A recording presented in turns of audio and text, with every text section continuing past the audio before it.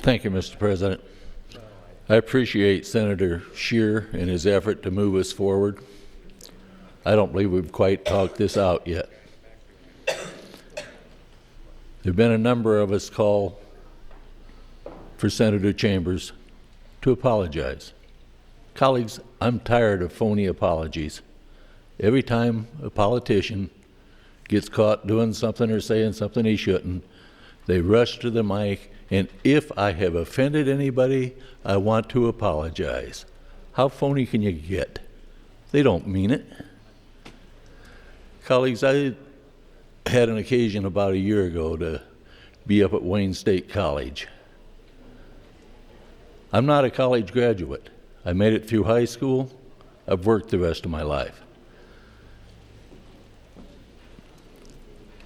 At the end, we were asked to give some advice to the students that were at this forum. They're high school students.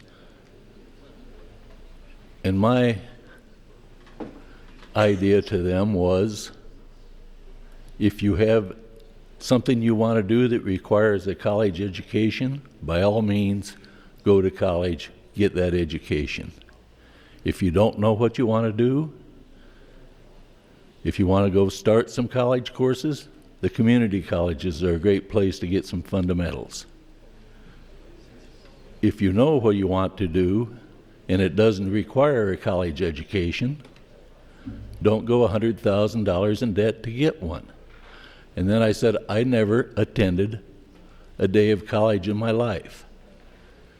And one of the professors leaned over to a lady he was with and said, yeah, and it shows. Well, unfortunately for that professor, my wife was sitting behind him. She relayed that information to me.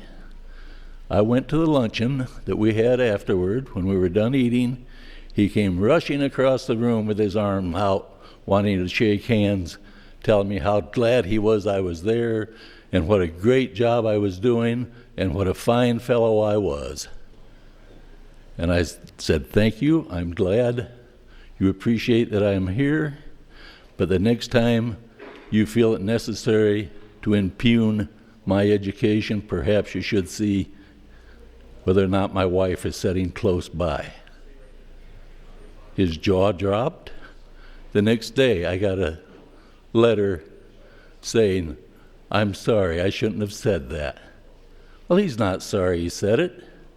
He's sorry my wife was sitting right behind him. But don't let's go asking people for apologies they don't mean. Senator Chambers, if he decides he owes someone an apology, he will give it to him.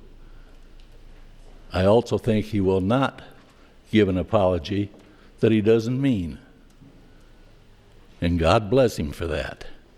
I'm sick to death of people giving apologies they don't mean. Thank you, Mr. President. Perhaps now it's time we move on. Perhaps there's more to be said. That's up to this body. Thank you, Senator Bloomfield.